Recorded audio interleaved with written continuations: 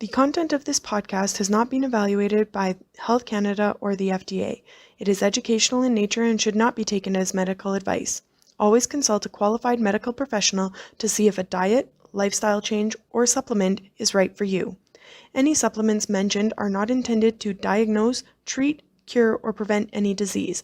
Please note that the opinions of the guests or hosts are their own and may not reflect those of Advanced Orthomolecular Research Incorporated.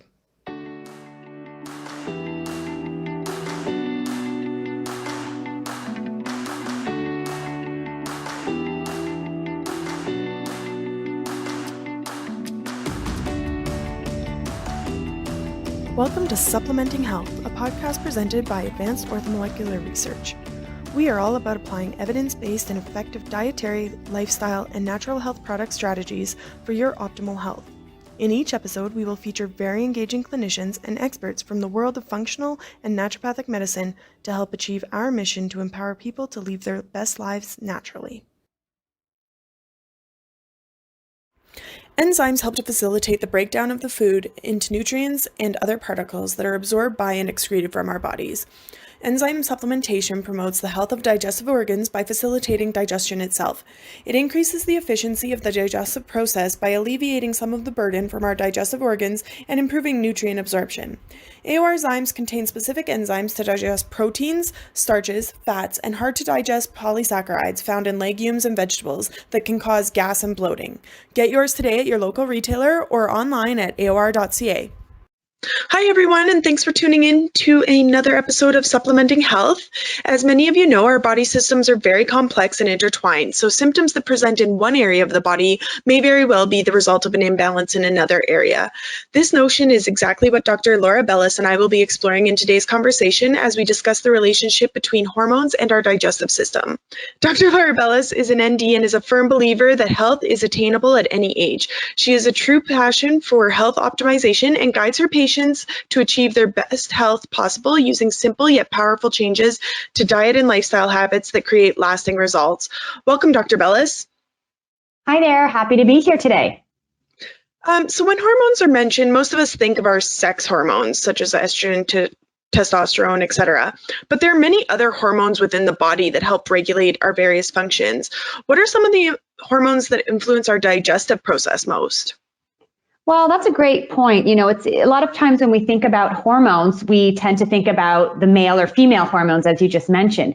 But there are a whole set of hormones in the body, specifically ones that can impact our digestive system. And the two that I think about most definitely would be thyroid hormone, or our TSH, and that affects how quickly or slowly our body processes our digestion, really the whole entire digestive process. So if your thyroid is slow, also known as hypothyroid, some people might find they're constipated, more likely to be bloated, they're not digesting food as well.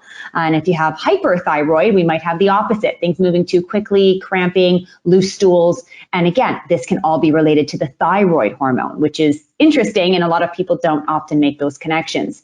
Another hormone that I often test in my patients and chat with, especially women, is insulin. And insulin is a hormone that is a lot of times related to blood sugar. Some people know about it, but it also has a big factor in terms of how well we metabolize or break down carbohydrates. Our hunger hormones are all related to our higher or lower levels of insulin in the body. So very much non-female or male hormones there, the thyroid and the insulin, but very important hormones when we think about the digestive system. Now, when you read about different diets and calorie restriction specifically, often you'll hear about ghrelin. I think that's how you pronounce it. Is that also affected by insulin? Well, ghrelin is a hunger hormone, and there's a whole host of other digestive hormones, you know, CCK, motilin. These are kind of fancy words for things that are secreted or released in our stomach and our digestive tract, normally in response to food.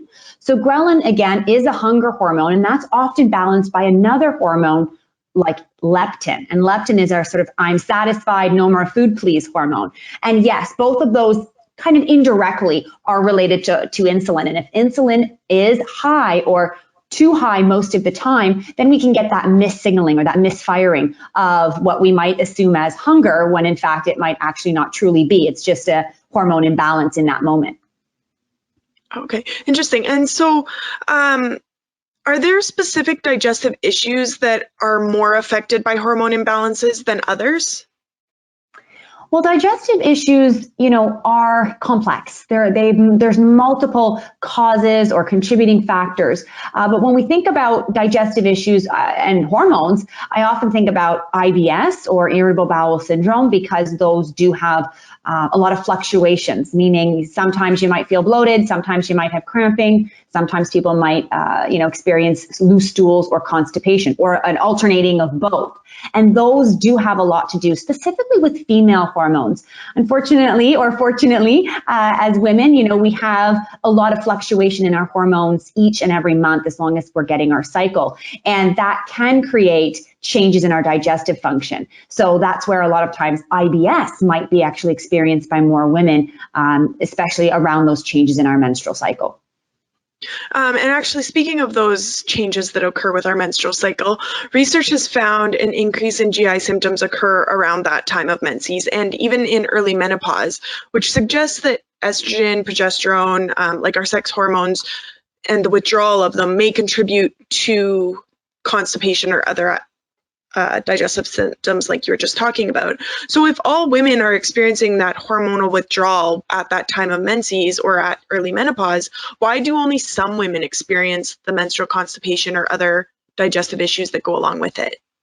Yeah, that's a great question. And, we want to be clear. Every time we, in research, find a connection with hormones and a symptom or a certain condition, that's really important information. But it also highlights that hormones are on a spectrum. There's a balancing act going on. It's never all or none. Even estrogen levels, for example, in menopause are rarely zero. They're just lower, much lower. So this idea here that some women might experience more symptoms or less at a certain time of their cycle, for example, or after menopause, a lot of times has to do with how quickly those shifts happen, as well as their gut function. Remember, estrogen specifically is actually recycled in our gut. It's recycled by an enzyme that is made by our gut bacteria called beta-glucuronidase. And certain bacteria like to make it, which means more recycling of estrogen, which might not mean better digestive symptoms. And other women have less of that recycling up happening. So they might, have more of a kind of a constant or a gradual change in hormones throughout their cycle, for instance. And how do oral contraceptives impact that process or those levels of hormones?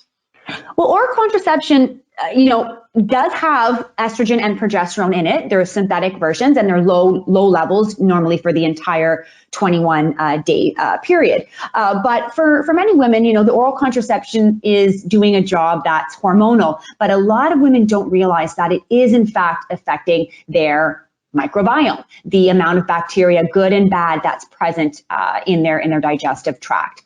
Other women just are very sensitive to synthetic estrogen and progesterone, and we know that those levels of hormone, even though they're small, can affect the way a woman feels in terms of bloating, water retention, and just generally feeling maybe sluggish or heavier than normal. So the oral contraception does go through our digestive tract, it does get processed by the liver, and it does give our body additional work to do. Now, I'm not saying that it's not useful for women for other reasons, but sometimes this is worth investigating with your healthcare practitioner. If symptoms happened shortly around the time you started the oral contraception, or even after you came off, even as short as a year or two being on oral contraception can affect a woman's digestive tract long term. If you're switching between different brands or types of oral contraceptive, could that also then have a different impact on your microbiome that you were talking about? Absolutely. Every pill has a slightly different concentration of the synthetic estrogen and progesterone. So it's really important to discuss that with your practitioner. Which one are you moving towards? Are you lessening your dosage, or are you moving to one that might have, for example, a little bit more progesterone and less estrogen? Well, yes, that will absolutely make an impact on your symptoms. So really important to make note of that as well. And are there dietary steps you can take to help kind of mitigate or lessen those impacts while you're making the shift on or off contraceptive or between contraceptives? Just because we know, like, fiber can help keep you regular, or certain pre and probiotics obviously help to build that microbiome. So are there certain things like that that you can do to adjust your diet while you're going through those types of transition periods? Yeah, absolutely. That's a great question. And, the digestive system, as I mentioned, is that elimination pathway for our hormones. So if anything is blocked up or slow, for example, constipation, keep in mind, daily bowel movements are considered normal. So if you don't have a daily bowel movement, that one that feels complete and empty, then you really want to work with your practitioner on correcting that first. Remember, if we are trying to eliminate hormones and keeping everything balanced, the digestive system really needs to be regular in order to do that. Now, where do foods come in? Well, specifically foods that are easy to digest. So a lot of people do reach for high fiber foods, but I actually find in clinical practice that women do better on a mix of foods. So some might be soluble fiber, some might have the insoluble fiber. So think of, for example, nuts and seeds or fresh fruit and vegetables. A lot of people, though, do better on cooked foods in general, because think of this as a pre-digested version of your health food. It's something that's going to have a little bit less stress on the digestive system as things are working through. And as well, I wanted to mention, taking extra care to support your liver at this time is really critical. Whether you're on the oral contraception or you've recently come off, the support here is the liver does detoxify those hormones out of our body. And, as I mentioned, it's in a normal process for everybody, regardless of whether you're on the pill, but women need to know that it is something they can do daily, something like lemon in their water, or bitter greens like arugula or rapini or dandelion. Those kinds of foods can really support a healthy liver and a healthy natural detoxification system that's safe while they're on the pill or when they're off, to kind of keep the hormone systems, working at their full capacity. And so if you're experiencing both digestive issues and other signs of hormonal issues, whether it be acne or like night sweats, things like that are common hormonal imbalance signs, do you, as a practitioner, usually recommend addressing one over the other when you initially start treatment, or do you tend to kind of address them together? Yeah, that's a great point. And, how I work in my clinical practice is I tend to do a little bit of both together. However, one exception to that rule is those that have constipation, where if we're not having the daily bowels, we are not going to be trying to move the needle on the hormonal piece until we have those bowels emptying out daily. But most of the symptoms women are experiencing, for example, acne or the night sweats or irritability or PMS, those often have more to do with the hormones themselves. So it is important that we address that hormonal piece as soon as we can. And normally for many women, that can be right away or within a week or so after we've started to get the gut back in balance and those bowels regular again. Awesome. Okay. And jumping back a little bit, you had mentioned the microbiome earlier on, and probiotics have been in the spotlight frequently since the discovery of the microbiome. We're now hearing a bit about postbiotics as well. So can prebiotics, postbiotics, and probiotics influence your hormonal function?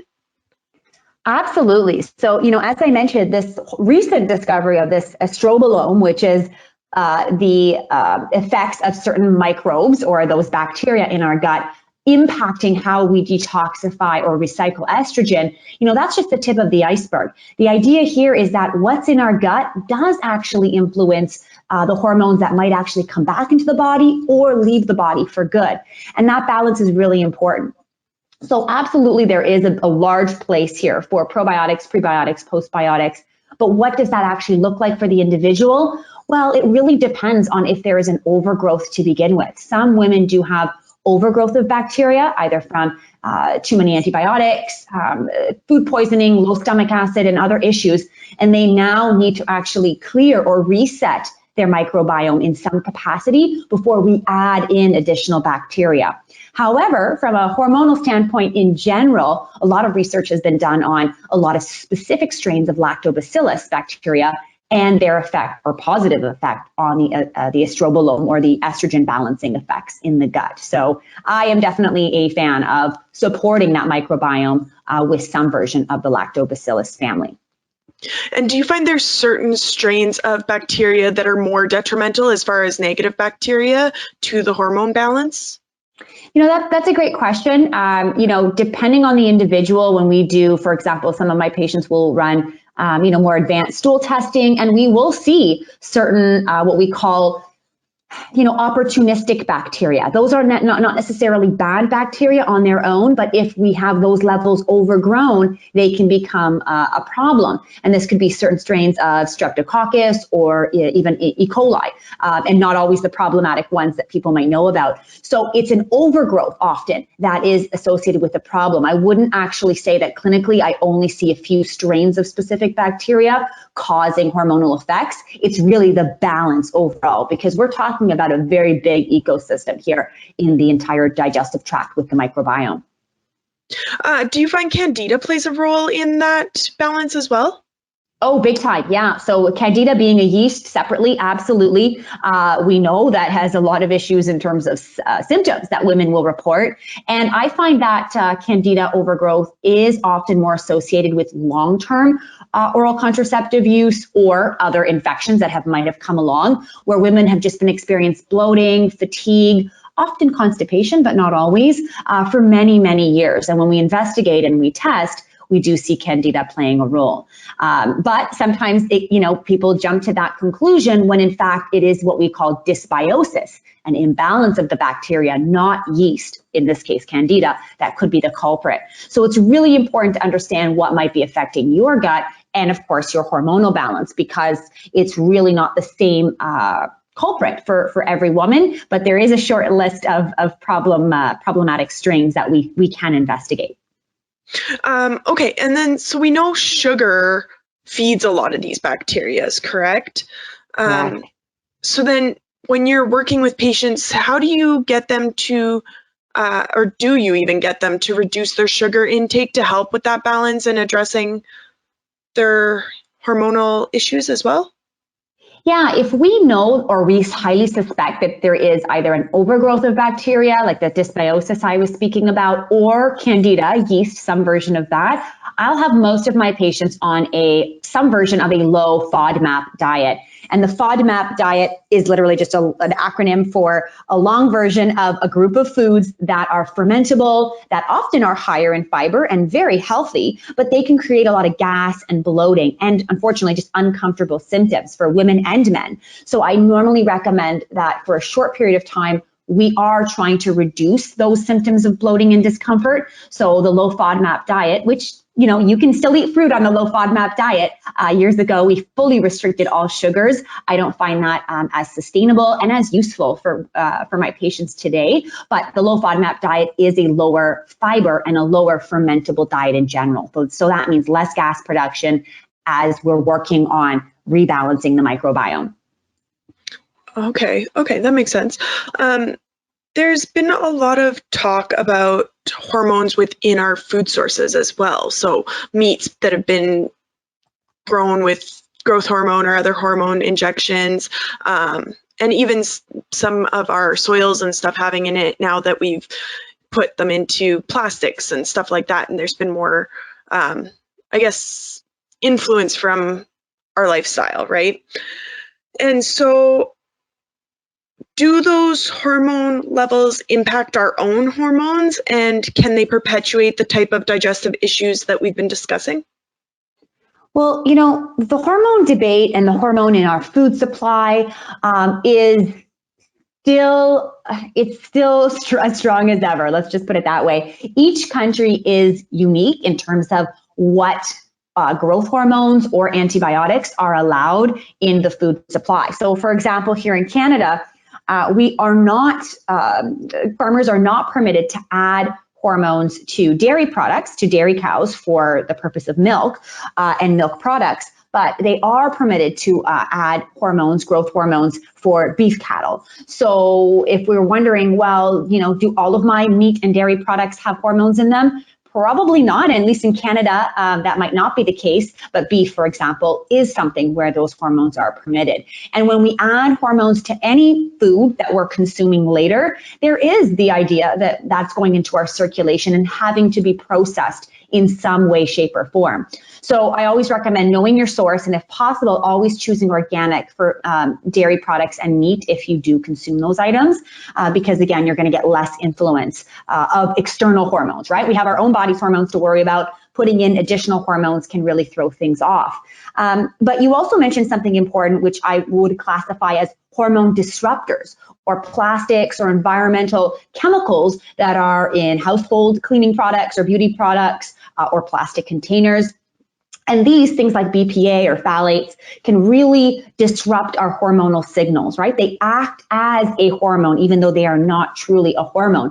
And yes, for many women, this can unfortunately increase risk of certain estrogen-related cancers potentially. It can definitely create more symptoms, and they're toxic. They have to be built up in the body and then recycled or cleared out. So it definitely gives your liver a lot more work to do, including your gut. So as much as possible, avoiding those plastics or those additives as much as we can is definitely going to go a long way in terms of keeping our hormones healthy. And you had mentioned that thyroid plays a big role. A lot of those hormone disruptors will impact the thyroid as well. Is that correct?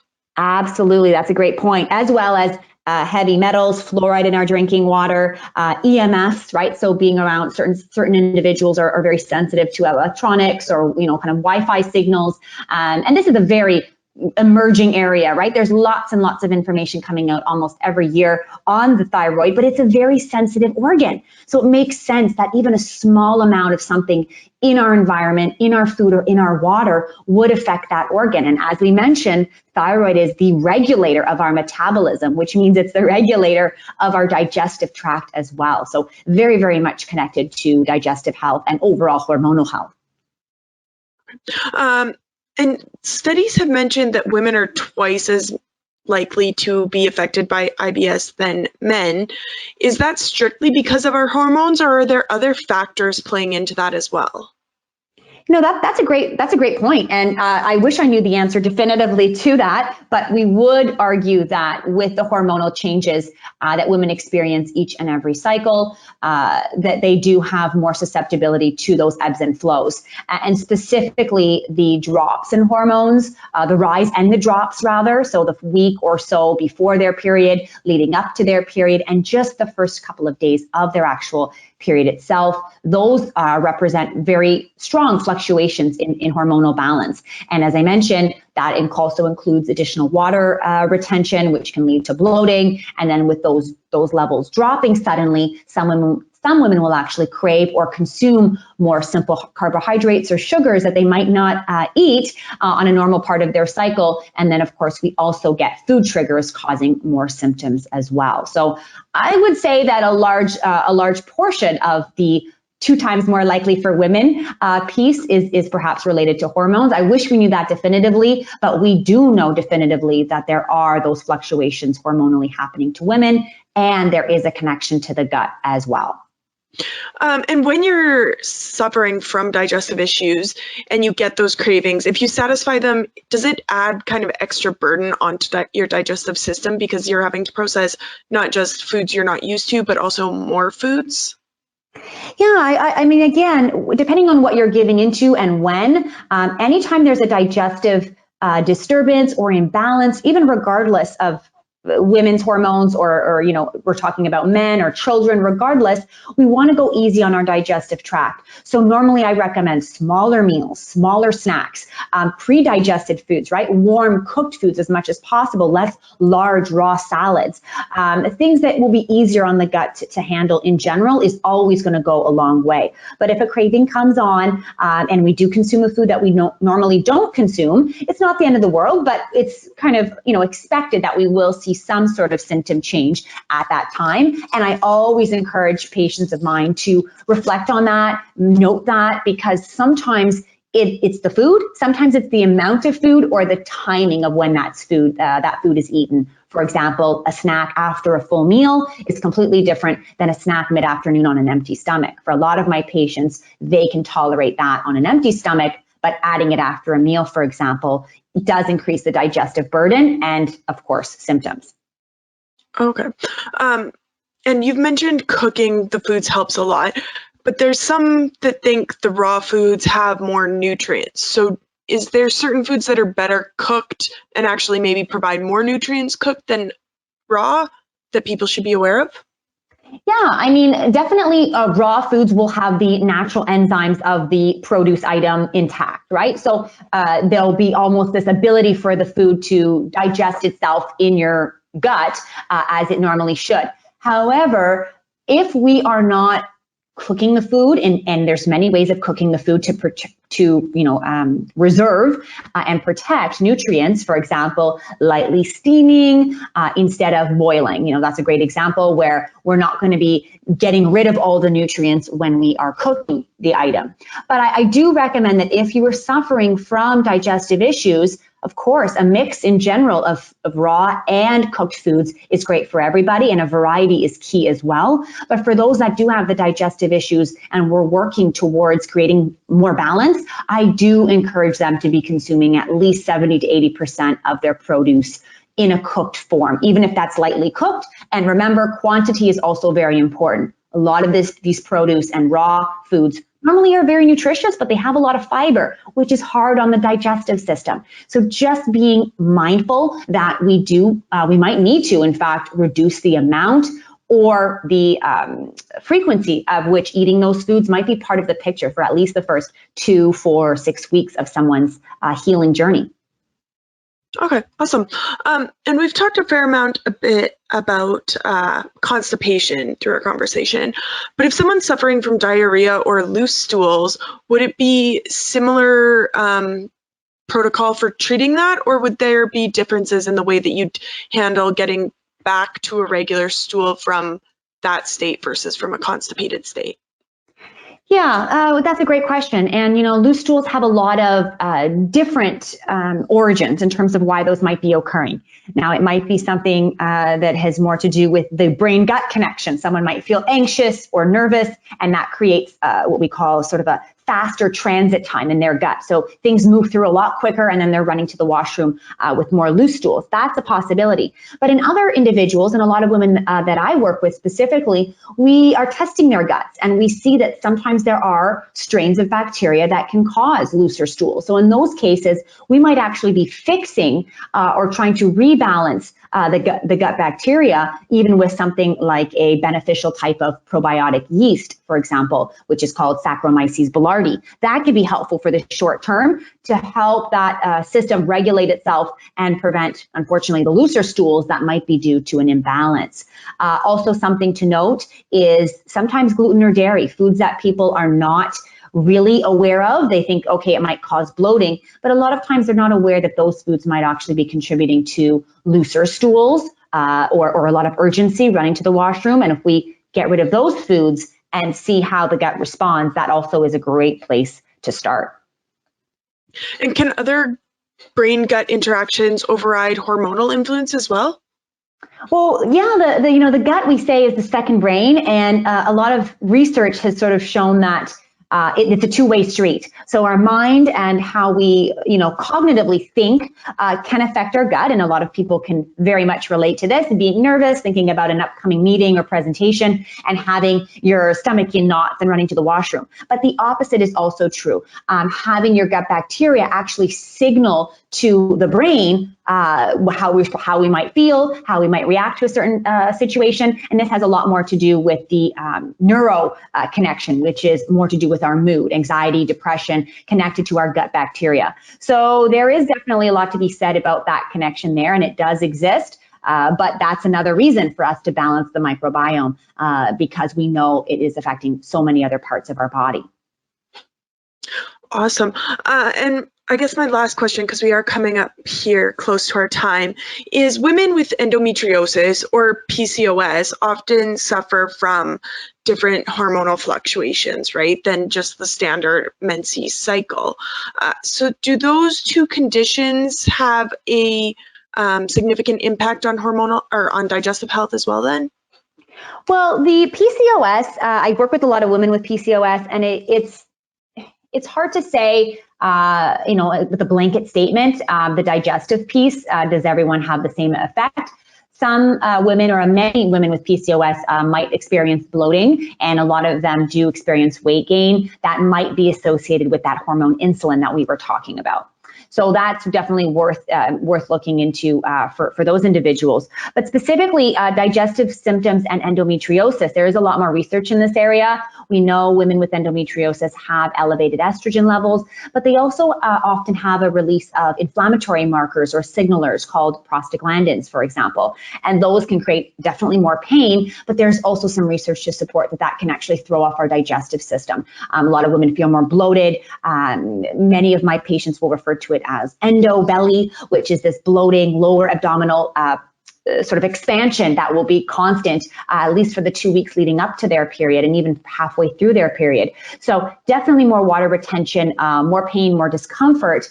And there is, again, some research to support that having the right kind of bacteria in that large intestine, in the actual entire digestive tract, can really support that recycling of estrogen that we spoke about earlier.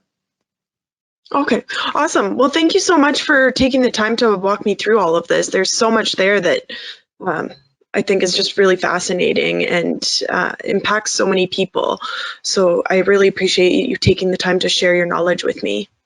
Great. I'm happy we had the chance to chat. This was a wonderful way to bring a lot of topics that I think affect a lot of people together. And if our listeners want to work with you or get a hold of you, how could they go about doing that? Yes, they can reach me online at drlaurabellis.com or at Dr. Laura Bellis on Instagram, and I'm very active there. Awesome. Wonderful. Thank you to all the listeners who tuned in today, and thank you again, Dr. Bellis, for joining me. Thank you.